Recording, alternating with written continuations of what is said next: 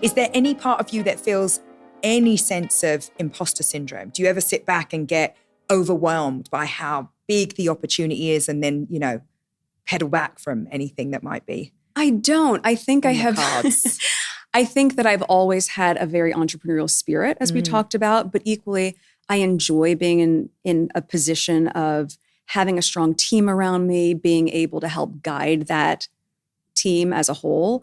And I've also, in the adventures of my life, I have certainly navigated through things that can in some ways feel bigger. Yeah. So this for me is just another chapter that I think is full of, I'm a very curious person, new learns. I love learning something new all the time. I don't feel imposter syndrome. I feel like I'm exactly where I'm supposed to be right now. Oh, I'm really happy you said that. Yeah. I mean, I do think I speak to so many founders and more often than not, they feel some sense of imposter syndrome. And I have so many women that will say to me, didn't you feel or don't you feel imposter syndrome? And my answer is always no.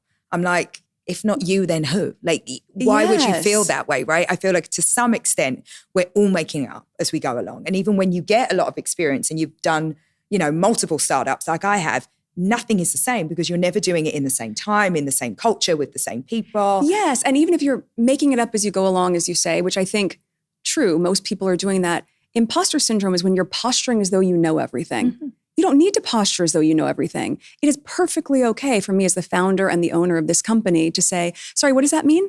Yes. Can you help me understand that? And actually, I think it's a really great posture to take, or a truth rather, to take as a leader, to show that, yes, I know what I know, but I'm also so excited to have people on this team that know more about certain avenues than I do because we're learning from each other. That's not imposter syndrome. The people, right? It's like you just got to find great people and get out of their way. And I really believe in that because I think that as a founder, knowing what you don't know is so important. Like you've got to know what you're great at. Yes. Be honest about it. It's okay to not know everything. Yeah. That's part of the beauty of it. But I can see that in the culture that you've created around here. You have an incredible team. You take care of your team. That is all reflected in your success.